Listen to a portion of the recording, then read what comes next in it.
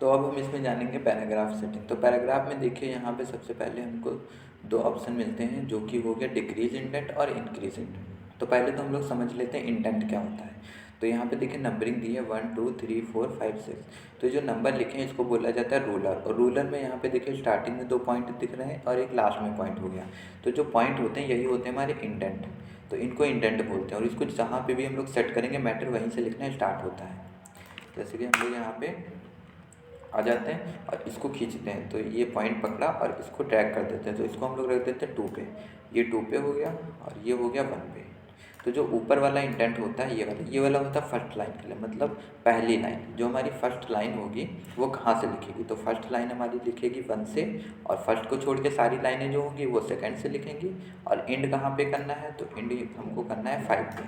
तो ये हमने पैराग्राफ सेट कर दिया है। तो पहली लाइन हमारी 1 से लिखेगा और यहाँ पे दूसरी तीसरी जो भी लाइनें होंगी वो सारी यहाँ पे 2 से और ये 5 से। तो इसको हम लोग लिखना स्टार्ट करते हैं। तो यहाँ पे देखिए जैसे हमने पैराग्राफ सेट किया था उसी में लिख रहा है। फिर हम लोग जैसे इंटर करेंगे तो फर्स्ट लाइन फिर से 1 पे पहुँच जाएगी और बाकी सब सेकंड से लिखेगा। तो ऐसे पैराग्राफ की हम लोग सेटिंग कर सकते हैं। रूलर को जितना भी सेट करेंगे उसी के अंदर मैटर लिखता है। ज़्यादातर इसका यूज होता है न्यूज़पेपर में, वहाँ पे आपने देखा होगा ऐसे ही जो होता है पैराग्राफ सेट होता है और उसी में सब लिखा होता है। बाकी इधर फ़ोटो वगैरह लगी होती है, तो वो सब चीज़ें इसी से होती हैं। इसके बाद इसको अगर हम लोग बढ़ाना चाहते हैं तो यहाँ पे देखिए इंक्रीज़ और डिक्रीज़ 2 ऑप्शन मिल जाते हैं। तो अगर इंक्रीज़ करेंगे तो ये आगे को बढ़ेगा। यहाँ पे देखिए हम लोग इंक्रीज़ कर रहे हैं तो ये आगे को बढ़ रहा है, और अगर डिक्रीज़ करेंगे तो पीछे को जाएगा। तो ऐसे इसको आगे भी बढ़ा सकते हैं और पीछे भी कर सकते हैं। तो इसके पॉइंट को हम लोग सही कर देते हैं, पहले तो सही कर दिए। अब देखिए जैसे हम लोग इंक्रीज़ करेंगे ये आगे को बढ़ रहा है राइट साइड, और डिक्रीज़ करेंगे तो लेफ़्ट को। तो यही इसका काम होता है।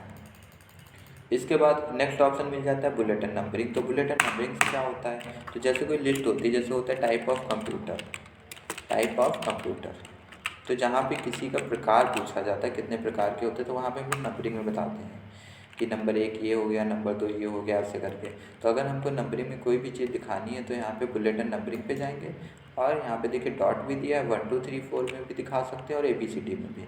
तो अलग अलग फॉर्मेट यहाँ पे दिए हुए हैं। जैसे हमको दिखाना है 1 2 3 में, तो इस पर क्लिक कर देंगे। अब पहला कंप्यूटर, जैसे हमने यहाँ पे लिख दिया, पहला हो गया हमारा मिनी कंप्यूटर, ठीक है। फिर इंटर किया, फिर लिख दिया माइक्रो कंप्यूटर, फिर इंटर किया, फिर लिख देते हैं मेन फ्रेम कंप्यूटर, फिर इंटर, और यहाँ पे हो जाएगा हमारा सुपर कंप्यूटर। तो जब भी हमको नंबरिंग की ज़रूरत पड़ती है तो वहाँ पे इस ऑप्शन का यूज होता है। तो ऐसे हम लोग नंबरिंग दे सकते हैं। अगर हमको यही चीज़ डॉट में दिखाना है तो हम लोग डॉट में भी दिखा सकते हैं। यहाँ पे देखिए 5 आ गया, और हमको 5 नहीं चाहिए तो यहाँ पे एरो पे क्लिक करेंगे, नन कर देंगे तो ये हट जाएगा। और अगर हमको पॉइंट में कुछ दिखाना है तो यहाँ पे पॉइंट ले लेंगे, तो पॉइंट हो गया, इंटर, फिर इंटर। जितनी बार लिख के हम लोग इंटर करेंगे ये पॉइंट अपने आप इसके लगता रहेगा। तो ये इसका यूज होता है। इसके बाद अगला ऑप्शन यहाँ पे दिया लाइन स्पेसिंग। लाइन स्पेसिंग का मतलब होता है 2 या 2 से अधिक लाइनों के बीच की दूरी को सेट करना। जैसे कि यहाँ पे देखिए ये एक पहली लाइन हो गई, दूसरी हो गई, इसके बीच की जो खाली जगह है ये वाली, इसको हम लोग एडजस्ट कर सकते हैं यहाँ से। अगर हमको यहाँ पे ज़्यादा चाहिए तो हम लोग इसको बढ़ा सकते हैं। यहाँ पे लाइन स्पेसिंग पे क्लिक करेंगे, और फिलहाल में हमारी लाइन स्पेसिंग लगी है 1.15, इसको कर देंगे हम लोग 2। तो जैसे 2 किया, आप देखें यहाँ पे काफ़ी जगह छुट रही है। ये देखिए ये हमारा नॉर्मल है, और ये हमने लाइन स्पेसिंग का यूज किया है इसमें। तो ऐसे हम लोग लाइन स्पेसिंग के जरिए लाइन की दूरी को सेट कर सकते हैं, बढ़ा भी सकते हैं और घटा भी सकते हैं। अगर इसको कम करना चाहते हैं तो दोबारा जाएंगे लाइन स्पेसिंग में, और यहाँ पे 2 की जगह पे कर देते हैं 1, तो ये पास में हो गया है। तो ऐसे लाइन की जो दूरी होती है, 2 या 2 से अधिक लाइन के बीच की जो दूरी होती है उसको हम लोग सेट कर सकते हैं। और यहाँ पे 10 pt ये भी अगर हम लोग अनटिक कर देंगे तो और पास में हो जाएगा। तो ऐसे सेट कर सकते हैं। इसके बाद यहाँ पे नीचे देखिए अलाइनमेंट दी है। तो हमारे पास टोटल 4 अलाइनमेंट है। यहाँ पे लेफ़्ट हो गया, सेंटर हो गया और राइट हो गया, और एक हो गया जस्टिफाई। तो चलिए इनको देख लेते हैं। तो पहले यहाँ पे अलाइनमेंट है हमारी लेफ़्ट अलाइनमेंट। अलाइनमेंट मतलब ये हो गया कि जब भी हम लोग लिखते हैं तो लिखना स्टार्ट होता है लेफ़्ट से। यहाँ पे पहले तो हम लोग साइज बढ़ा देते हैं। तो नॉर्मली हम लोग कुछ भी लिखते हैं, जैसे लिखा है यहाँ पे वर्ड पैड, ठीक है। तो यहाँ पे लेफ़्ट से लिखना स्टार्ट हो रहा है और धीरे धीरे राइट को बढ़ता है। पर हम चाहते हैं कि जब भी हम लोग लिखना स्टार्ट करें तो वो एकदम सेंटर से लिखें, फिर दोनों साइड बराबर हो जाए। तो उसके लिए हम लोग लगाएंगे सेंटर अलाइनमेंट। यहाँ पे सेंटर पे क्लिक कर देंगे। अब जब भी हम लोग लिखना स्टार्ट करेंगे हमारा कर्सर बीच में आ जाएगा, और फिर दोनों तरफ को बराबर बढ़ता रहेगा। तो यही यूज होता है सेंटर अलाइनमेंट का। इसके बाद नेक्स्ट आ जाता है यहाँ पे राइट अलाइनमेंट। राइट मतलब इधर से उल्टा लिखेगा, तो यहाँ पे राइट अलाइनमेंट लगा देते हैं। तो आप देखिए राइट साइड से लिखना स्टार्ट हो रहा है। तो ऐसे अलाइनमेंट के जरिए हम अपने पेज पे जहाँ भी लिखना चाहते हैं जिस डायरेक्शन से वहाँ से लिख सकते हैं। तो इसकी शॉर्ट की क्या होती है, तो जो सेंटर अलाइनमेंट होती है उसकी शॉर्ट की होती है Ctrl+E, और जो लेफ़्ट होता है लेफ़्ट अलाइनमेंट उसकी शॉर्ट की होती है Ctrl+L, और राइट अलाइनमेंट की Ctrl+R। राइट अलाइनमेंट की होती है Ctrl+R। तो ये इसकी शॉर्ट की होती है। इसके बाद नेक्स्ट ऑप्शन है जस्टिफाई। जस्टिफाई की क्या शॉर्ट की होती है, तो जस्टिफाई की शॉर्ट की होती है Ctrl+J। और इसका यूज क्या होता है तो वो आपको बता देते हैं। तो पहले तो इस मैटर को हम लोग हटा देते हैं, यहाँ पे कर देते हैं इसको डिलीट, और साइज को बढ़ा देते हैं।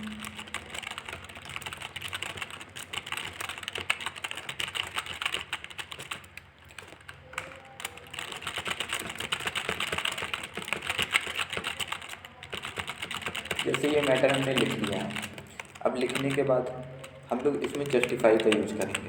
तो पहले इसको बढ़ा लेते हैं, कॉपी पेस्ट कर देते हैं।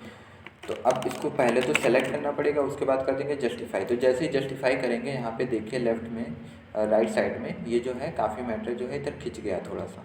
तो यही इसका यूज होता है। अगर हम लोग लेफ़्ट रखेंगे तो यहाँ पे आ रहा है, जस्टिफाई करेंगे तो इधर से थोड़ा सा बराबर हो जाता है। यही इसका यूज होता है। तो जस्टिफाई से हम लोग लेफ़्ट और राइट से मैटर को बराबर कर सकते हैं। इसके बाद नेक्स्ट यहाँ पे पैराग्राफ की सेटिंग हमको दी है। तो जो भी पैराग्राफ की सेटिंग ऊपर दी हुई है वही सेटिंग इसके अंदर भी है। तो यहाँ पे देखिए पहले इंडेंट दिया है, जो हम लोगों ने यहाँ पे इंडेंट को सेट किया था, तो वो इंडेंट की सेटिंग दी है। अगर हम लोग यहाँ पे कर देते हैं लेफ़्ट में 1 या फिर 2 कर देते हैं, और इसके बाद ओके, तो यहाँ पे देखिए जो रूलर का इंडेंट होता है वो 2 पे ऑटोमेटिक आ गया है। तो ऐसे हम लोग खींच के भी इसको कर सकते हैं, ट्रैक करके भी, और यहाँ पे डाल के भी इसको ला सकते हैं। इसके बाद लाइन स्पेसिंग भी दी है। यहाँ पे देखिए जो लाइन स्पेसिंग बताई थी, 2 या 2 से अधिक लाइन के बीच की दूरी को सेट करना। और नेक्स्ट दिया है अलाइनमेंट, जो कि अभी बताया आपको कि लेफ़्ट से लिखना है, राइट से लिखना है, जो भी लिखना है हम लोग यहाँ पर सेट कर सकते हैं। तो यही इसका यूज होता है। इसके बाद नेक्स्ट ऑप्शन यहाँ पे दिया है हमारे इंसर्ट। तो इंसर्ट में देखिए दिया है पिक्चर। पिक्चर मतलब हम कोई भी फ़ोटो अपने कंप्यूटर से अपने पेज में ला सकते हैं। अगर लाना चाहते हैं तो यहाँ पे पिक्चर पे क्लिक करेंगे, और इसमें से जो भी पिक्चर चाहिए, जैसे हमको ये पिक्चर चाहिए तो इस पर क्लिक कर देंगे और ओपन कर देंगे, तो ये पिक्चर हमारे पेज पे आ जाएगी। तो ऐसे अपने पेज पे किसी भी पिक्चर को लाने के लिए हम लोग पिक्चर ऑप्शन का यूज करते हैं। और यहाँ पे देखिए एक छोटा सा एरो आ रहा है, जैसे इस पर क्लिक करेंगे तो हमको 3 ऑप्शन मिलते हैं।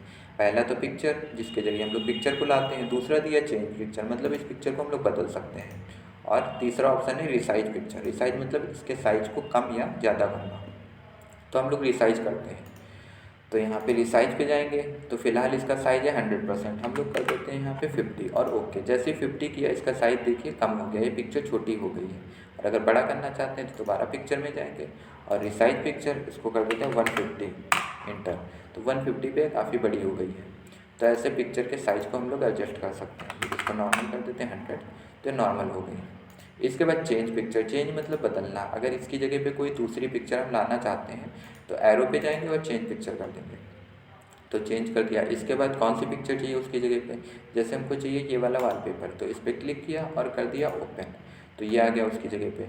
तो ऐसे चेंज कर सकते हैं। फिर से हमको वही लाना है तो इस पर क्लिक करेंगे और यहाँ पे चेंज पिक्चर कर देते हैं और ओपन, तो चेंज हो गया। तो ऐसे पिक्चर को हम लोग चेंज कर सकते हैं। इसको रिसाइज भी कर देते हैं 100%, हो गया। नेक्स्ट ऑप्शन यहाँ पे दिया पेंट ड्राइंग। इससे क्या होता है कि हम लोग MS पेंट को खोल सकते हैं। अगर हम लोग इसी के ऊपर MS पेंट पे भी काम करना चाहते हैं और उसकी ड्राइंग को इस पर लाना चाहते हैं तो उसके लिए पेंट ड्राइंग पे करेंगे और यहाँ पे जैसे क्लिक करेंगे ये MS पेंट खुल गया है। तो अब हम लोग इसमें कुछ भी ड्राइंग बना सकते हैं। जैसे हम लोग यहाँ पे स्टार ड्रॉ कर देते हैं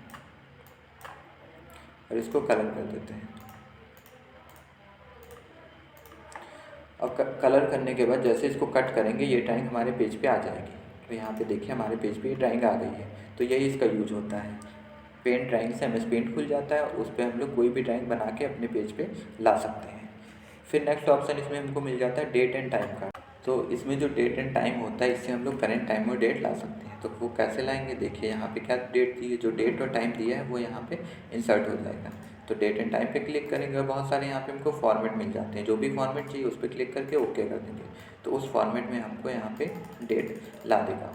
तो ऐसे हम लोग करेंट डेट ला सकते हैं। डेट एंड टाइम में जाएंगे, जो भी फॉर्मेट चाहिए उस पर क्लिक करेंगे और ओके कर देंगे, तो करेंट डेट आ जाएगी।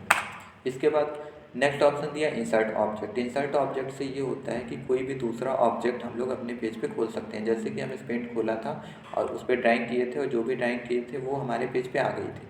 तो वैसे ही अगर दूसरा कोई ऑब्जेक्ट खोलना है, कोई सॉफ्टवेयर चलाना चाहते हैं इसी के ऊपर, और हम चाहते हैं जैसे उसको कट करें वो सारा डाटा हमारे पेज पे आ जाए, तो इंसर्ट ऑब्जेक्ट पे जाएंगे।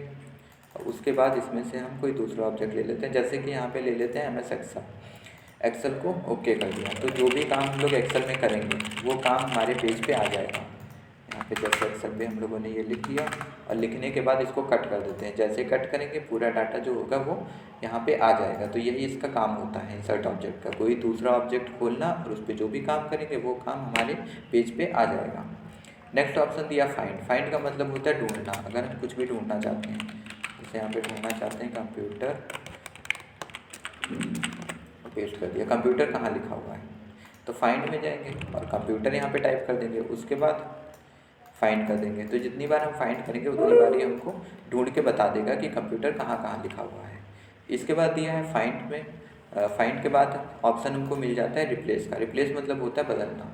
अगर कंप्यूटर की जगह पे हम लोग कुछ और लिखना चाहते हैं, हम कंप्यूटर की जगह पे लिखना चाहते हैं CPU, तो यहाँ पे रिप्लेस कर देंगे। तो देखिए ऊपर कंप्यूटर की जगह पे CPU हो गया है। अगर हम चाहते हैं पेज पे कहीं भी अगर कंप्यूटर लिखा है एक ही बार में हर जगह CPU हो जाए, तो उस कंडीशन में हम लोगों को रिप्लेस ऑल करना है। यहाँ पे रिप्लेस ऑल कर दिया, पूरा चेंज हो गया। तो रिप्लेस का मतलब यही होता है एक शब्द की जगह पे दूसरे शब्द को लिखना। फिर नेक्स्ट ऑप्शन इसमें है सेलेक्ट ऑल। सेलेक्ट ऑल का मतलब होता है जितना भी हमारा मैटर लिखा हुआ है पूरे पेज में, पूरा का पूरा मैटर एक ही बार में सेलेक्ट करना। तो इसकी शॉर्ट की होती है Ctrl+A। कीबोर्ड के जरिए Ctrl+A से भी पूरा मैटर सेलेक्ट कर सकते हैं, या फिर इसमें हम लोग क्लिक करके भी पूरा मैटर सेलेक्ट कर सकते हैं, और सेलेक्ट करने के बाद आसानी से इसको डिलीट किया जा सकता है। फिर नेक्स्ट ऑप्शन इसमें हमको मिल जाता है व्यू टैब। होम टैब तो हो गया, होम टैब के बाद हम लोग आते हैं व्यू टैब में। तो व्यू में देखिए पहला ऑप्शन मिलता है हमको जूम इन। जूम इन मतलब बड़ा करने के लिए। अगर हम लोग कुछ भी लिखते हैं यहाँ पे, जैसे लिख दिया माउस, और इसको जूम करना चाहते हैं, अपने पेज को बड़ा करना चाहते हैं, तो यहाँ पे जूम इन करेंगे तो ये बड़ा हो जाएगा। यहाँ पे देखिए इसका साइज़ बढ़ रहा है। और अगर हम लोग यहाँ पे जूम आउट करेंगे तो हमारा पेज छोटा हो जाएगा। तो जूम आउट से पेज को छोटा करते हैं और जूम इन से पेज को बड़ा करते हैं। तो पेज को छोटा और बड़ा करने के लिए ये ऑप्शन यूज होते हैं। इसके बाद 100%, जैसे कि हम लोग बहुत ज़्यादा जूम कर देते हैं और अब हमको ये नहीं पता कि जब हम लोगों ने वर्डपैड को खोला तो तब कितना जूम था, तो हम लोग 100% कर देंगे, तो ये बाय डिफ़ॉल्ट सही हो जाता है। हम लोगों को वर्डपैड के अंदर बाय डिफ़ॉल्ट 100% जूम मिलता है, बाकी उसको हम लोग घटा बढ़ा सकते हैं अपने हिसाब से। फिर नेक्स्ट ऑप्शन दिया है इसमें रूलर। तो रूलर पे देखिए यहाँ पे टिक लगा हुआ है, तो ये अगर हम लोग टिक हटा देते हैं तो रूलर हट जाएगा। तो रूलर मतलब ये है, ये जो नंबरिंग लिखी है 1 2 3 4, ये हमारा रूलर होता है। इसको हम नहीं देखना चाहते हैं, हटाना चाहते हैं, तो यहाँ पे रूलर से टिक हटा देंगे। तो देखिए रूलर अब यहाँ से जा चुका है। इसके बाद अगर दोबारा लाना चाहते हैं तो फिर से टिक कर देंगे, तो यहाँ से रूलर को हटाया और लगाया जा सकता है। इसके बाद एक नीचे यहाँ पे पट्टी आ रही है जहाँ से हम लोग जूम करते हैं, यहाँ से भी इसको पेज को बड़ा और छोटा कर सकते हैं। तो अगर हमको ये चीज़ नहीं चाहिए, हम नीचे ये पट्टी नहीं देखना चाहते हैं, तो यहाँ पे स्टेटस बार पे टिक जो है हटा देंगे, क्योंकि इसको स्टेटस बार बोला जाता है। इसको हटाना चाहते हैं तो टिक हटा देंगे और टिक कर देंगे तो फिर से आ जाएगा। तो ऐसे इसको लगा भी सकते हैं और हटा भी सकते हैं। तो जैसे हटा देंगे यहाँ से चला जाएगा, जब टिक कर देंगे तो आ जाएगा। इसके बाद नेक्स्ट ऑप्शन दिया वर्ड रैप। तो वर्ड रैप पे जैसे ही टिक करेंगे हम लोग यहाँ पे देखिए 3 ऑप्शन हमको मिलता है। पहला हो गया नो रैप, दूसरा रैप टू विंडो और तीसरा है रैप टू रूलर। तो नो रैप, अगर हम लोग नो रैप करते हैं तो जब भी हम लोग कुछ भी लिखेंगे तो वो एक ही लाइन में लिखता रहेगा। यहाँ पे साइज को थोड़ा बढ़ा देते हैं, लिखना स्टार्ट करते हैं, तो जो लिख रहे हैं वो एक ही लाइन में लिख रहा है, सेकेंड लाइन नहीं बन रही। सेकेंड लाइन तब होगी जब हम लोग इंटर करेंगे। तो यही इस ऑप्शन का यूज़ होता है। नो रैप से क्या होगा कि एक ही लाइन में हमारा मैटर लिखता रहता है। और अगर हम लोग रैप टू विंडो कर देंगे तो जितनी हमारी विंडो है उतने में लिखेगा। विंडो मतलब यहाँ से लेके यहाँ तक हमको पेज दिख रहा है, तो जो पेज दिख रहा है इसी के अंदर लिखेगा, पेज के बाहर मैटर नहीं जाएगा। तो ये हो गया हमारा रैप टू विंडो, तो जितनी विंडो है उसके हिसाब से लिखेगा। फिर दिया है रैप टू रूलर, मतलब जो हमारा रूलर दिया है, यहाँ पे देखिए ये रूलर है। तो अगर हम लोग रैप टू रूलर लगा देंगे तो जितना रूलर में सेटिंग देंगे उसी में लिखेगा। जैसे इसको हम लोग यहाँ पे सेट कर देते हैं 2 पे, तो अब ये 2 से लिखना स्टार्ट होगा। या फिर इसको अगर हम लोग 3 पे कर देते हैं तो 3 से लिखेगा। तो ऐसे जितना हम लोग रूलर सेट करेंगे उसी में लिखेगा। तो व्रैप्ड रूलर से यही होता है। इसके बाद मेज़रमेंट यूनिट, तो जो रूलर होता है इसकी जो यूनिट होती है उसको हम लोग चेंज कर सकते हैं। तो फिलहाल तो इंचेस में लगा है, अगर हम लोगों को ये सेंटीमीटर में रखना है तो इस पर क्लिक करेंगे मेज़रमेंट यूनिट पे और सेंटीमीटर कर देंगे। तो यहाँ पे अब सेंटीमीटर में रूलर दिखा रहा है। फिर से इंचेस में चाहिए तो इंचेस में कर सकते हैं। तो ये हमारा था वर्ड पैड।